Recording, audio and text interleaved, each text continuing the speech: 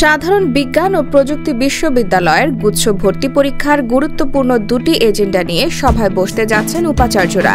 আগামী শনিবার রাত ৯টায় ভার্চুয়ালি এই সভা অনুষ্ঠিত হবে বলে জানা গেছে। এদিকে মাওলানা ভাসানী বিজ্ঞান ও প্রযুক্তি বিশ্ববিদ্যালয়ের উপাচার্য অধ্যাপক আনোয়ারুল আজিম বলেন, আগামী শনিবার উপাচার্যদের নিয়ে সভা ডাকা হয়েছে। সভায় চলতি বছরের ভর্তি কার্যক্রম শেষ করা সহ আরও কয়েকটি গুরুত্বপূর্ণ সিদ্ধান্ত নেওয়া হতে পারে।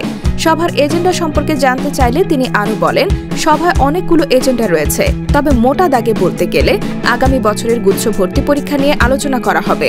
এছাড়া চলতি বছরের মাইগ্রেশন বন্ধ করার বিষয়টি নিয়েও সভায় সিদ্ধান্ত নেওয়া হতে পারে। উল্লেখ্য, ২০২৪-২৫ শিক্ষাবর্ষে গুচ্ছ ভর্তি প্রক্রিয়া থেকে বেরিয়ে গেছে জগন্নাথ বিশ্ববিদ্যালয়, কুমিল্লা বিশ্ববিদ্যালয়, শাহজালাল বিজ্ঞান ও প্রযুক্তি বিশ্ববিদ্যালয় ও খুলনা বিশ্ববিদ্যালয়। ইতোমধ্যে তারা ভর্তি পরীক্ষার তারিখও ঘোষণা করেছে। এ অবস্থায় জিএসটি গুচ্ছ ভেঙে যাওয়ার শঙ্কা দেখা দিয়েছে। যদিও ভর্তিচ্ছু অধিকাংশ শিক্ষার্থীর দাবি, আগের মতো জিএসটি গুচ্ছ ভর্তি প্রক্রিয়া বহাল থাকুক।